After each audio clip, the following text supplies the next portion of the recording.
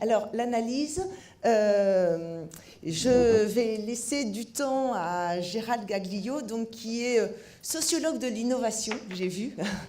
Ma communication, en fait, ne va pas consister en la présentation d'une enquête sociologique, mais va utiliser, en fait, un prisme d'analyse que je vais vous présenter pour penser ensemble la problématique du temps et celle du travail.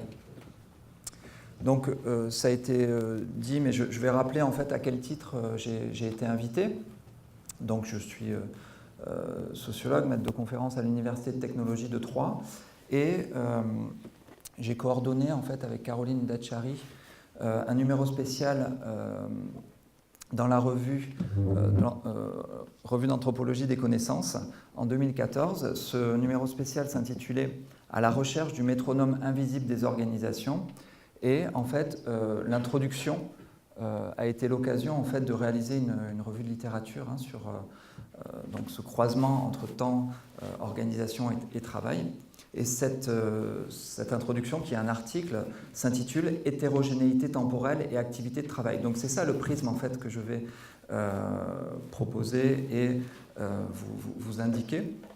C'est cette idée d'hétérogénéité temporelle. C'est l'idée qu'au-delà effectivement de la plainte du manque de temps, les acteurs dans les organisations opèrent une sorte de travail d'articulation temporelle en tentant, autant que faire se peut, de concilier un certain nombre de temporalités qui sont contradictoires. Voilà, donc ça c'est ce que je vais avancer comme point de vue. Avant d'y venir, donc il y aura un certain nombre d'étapes. Le premier, en fait, la première étape et le point de départ finalement que je voulais vous rappeler, c'est que le temps, en tant que thématique, a été très investi en fait par les premiers sociologues au moment de l'institutionnalisation de la sociologie en France à la fin du XIXe siècle et au début du XXe siècle, et que cette thématique, en fait, a quelque peu disparu par la suite, ou plus précisément, elle est réapparue par éclipse. Éclipse, ça veut dire quelque chose de brillant, mais quelque chose d'assez court et qui n'a pas forcément donné lieu à des programmes de recherche. Alors, comment les sociologues, en fait, comme Durkheim ou Mauss, ont envisagé le temps? Comment l'ont-ils investi? Eh bien, ils nous disent que les temps sociaux, en fait, sont des cadres cognitifs relativement stables, plus qu'ils ne sont transformés par les individus. Ils sont en grande partie transmis, ces cadres cognitifs, et ils influencent nos comportements, nos manières d'être ensemble. Autrement dit, le temps est pour ces premiers sociologues intégrateur, et il assure l'appartenance des individus et leur contribution à des collectifs. Voilà, donc ça, c'est un petit peu la première façon d'envisager le temps en sociologie, avec l'étude, notamment par Durkheim, dans les formes élémentaires de la vie religieuse, publiée en 1912, des rituels, des fêtes, l'étude célèbre aussi de Marcel Mauss sur les sociétés esquimaux, qui montre comment donc, ces sociétés adaptaient en fait leur habitat à la saisonnalité. Voilà, donc ce détour introductif, me semble-t-il, est intéressant. Pourquoi? Parce qu'il signale un contraste assez saisissant avec la perception actuelle du temps. On n'a pas la perception d'un temps qui structure, on a plutôt l'impression d'un temps qui déstructure. Pourquoi? Du fait de son manque ressenti. Voilà, donc un temps qui semble plus déstructuré que structuré, une sorte de ressource rare qui s'épuise et qui, par ricochet, épuise les individus qui estiment en manquer. Alors, dans ces éclipses qui ont un petit peu jalonné la production sociologique, après ce qu'ont raconté les fondateurs de la sociologie sur le temps, eh bien, il y a eu un constat, en fait, un autre constat, celui de la pluralité des temps sociaux. Voilà, donc, notamment dans les travaux de Georges Gurvitch, qui prolonge en partie ceux de Durkheim, la pluralité des temps sociaux. Les temps sociaux, c'est les différents temps de la vie sociale, et c'est des temps en fait, qui renvoient à différentes sphères, comme celle de la famille, du travail. Et donc, l'objet d'étude s'est déplacé sur l'articulation, plus ou moins problématique, de ces différents temps sociaux. Donc, pluralité des temps sociaux, polychronicité aussi. Donc l'idée que le temps n'est pas homogène, il est pluriel. Voilà. Deux autres façons aussi d'appréhender le temps, hein, c'est la distinction qu'on trouve chez les Grecs déjà entre chronos et kéros.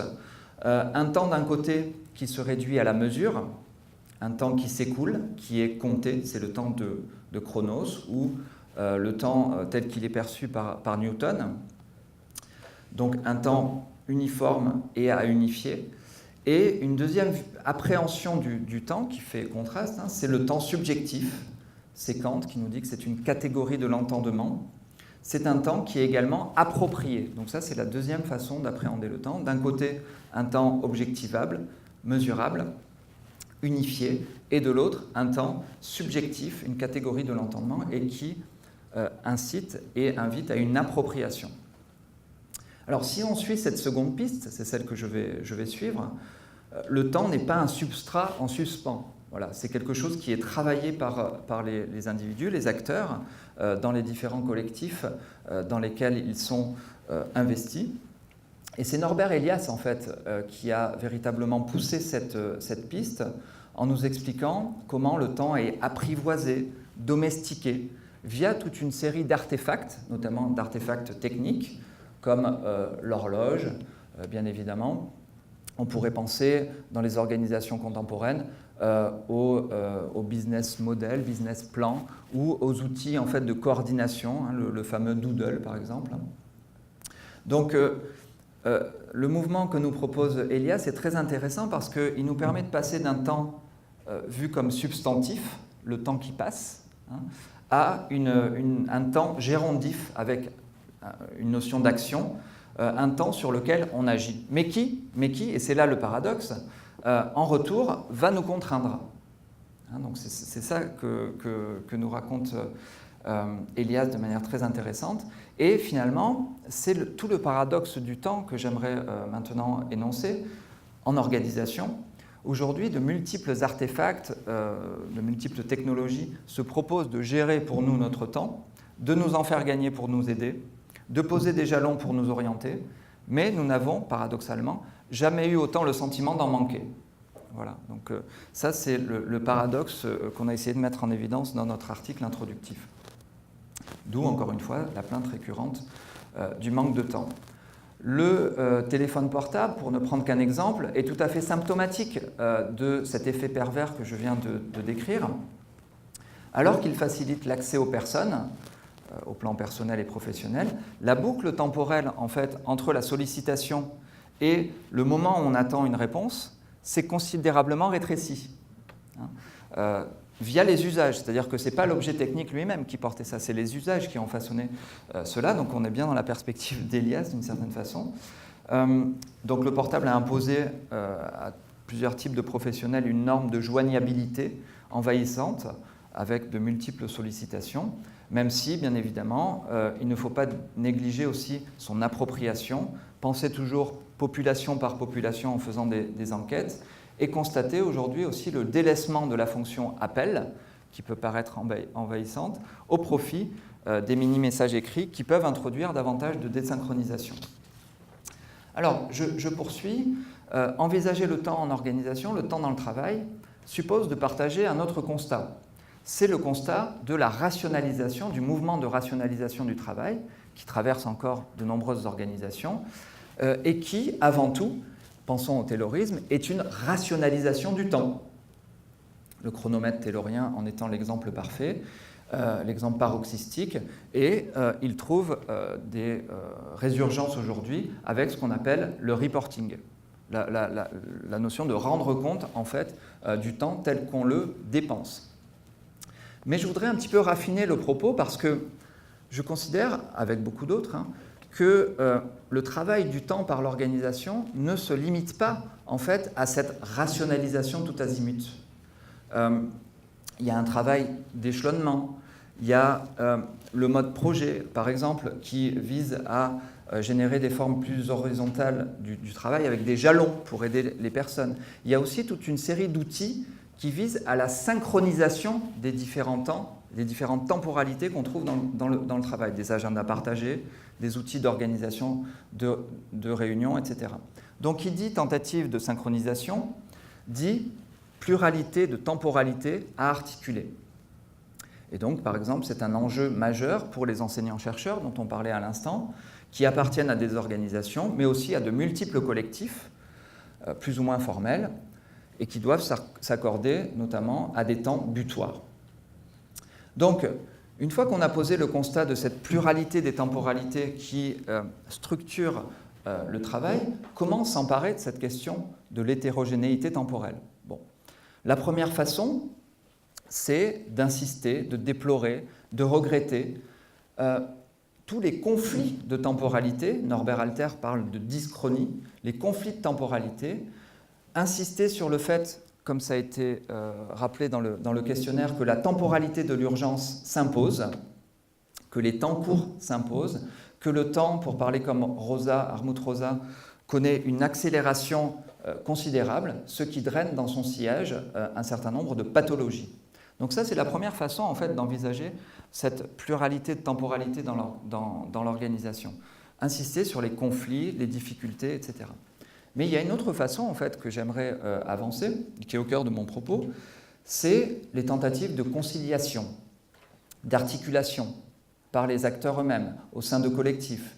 Ces tentatives sont inabouties, inachevées, mais elles sont indispensables du point de vue des acteurs, ne serait-ce que pour sortir le boulot. Le sociologue interactionniste Anselm Strauss parlait de « working things out », sortir le travail. Donc cette conciliation est nécessaire pour cela.